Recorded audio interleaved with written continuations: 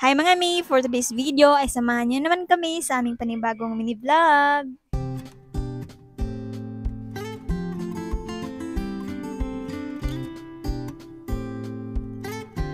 Kahapon nga mga mi ay nakita ko yung aking pagtakip nga ng mga tira-tirang ulam at nag-DIY nga ako ng kanyang lagayan kasi nga nawala nga yung takip ng kanyang pinaglalagyan. At ang ginamit ko dyan sa pag-DIY mga mi ay gumamit nga na ako nitong lomong container at saka itong takip nga ng wipes. Sinukat ko lang din dyan yung butas nitong pantakip nga ng baby wipes mga mi at saka kinater ko din para naman matanggal yung pinagsukatan. Bilis lang din naman kasi gawin yan mga mi kasi nga pagkatapos kong butasan yan at matanggal yung gitna na kinater ko ay pinadikit ko lang din yung kanyang pantakip nga ng baby wipes. Kita ko lang din ito online mga mi at ginaya ko na rin kasi nga wala pa naman akong pang check out ng mga lagayan nga na magaganda na nabibili online. Hanggang meron pa namang paraan at pwede pa naman tayong gumawa kaya ayan ginawa ko na lang din ng paraan para naman makagawa nga ako ng sarili. Hindi ko naman din ito ginamit ng lumang canister mga mi kaya ayan ginawan ko na lang ng paraan para naman mapakinabangan at hindi naman nakatambak lang dito sa loob ng bahay. At anyways mga mi natapos ko din palang mapadikit itong pinakakanyang takip at ayan na nga yung kanyang resulta. At ngayon, ayan mga mi, imbis nga nakatambak lang siya dito sa loob ng bahay. Ayan, ngayon, mapapakinabangan ko na nga din siya. At ito nga yung aking ilalagay dito. Kung kailan naman ito ay paubos na nga mga mi, ngayon ko pala talaga naisipan na gawan ito ng lagayan. Pero okay lang din naman kasi nga kapag nga nag-check out ako ulit, ayan, may malalagyan ako sa kanila. Napaka-useful sa akin ng cover na ito mga mi, lalong-lalo na nga kapag nga meron kami mga tira-tirang ulam. Ayan nga yung pinangtakip ko bago ko sila ilagay sa ref.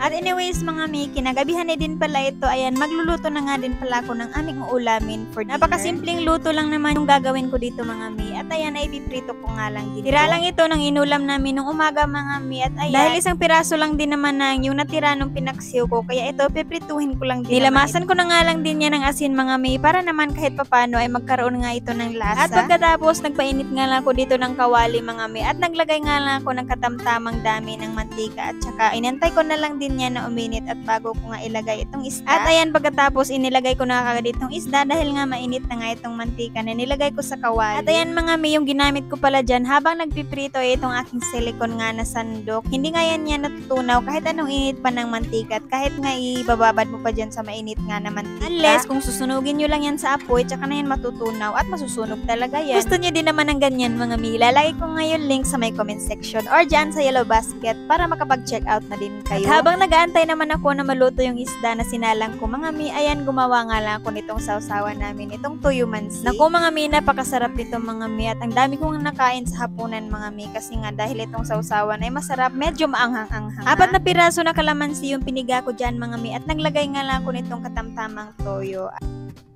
At pagkatapos naman mga mi, tinanggalan ko lang yan ng buto kasi nga alam ko meron na namang magre-reklamo dyan. Gusto kasi habang kumakain walang sagabal.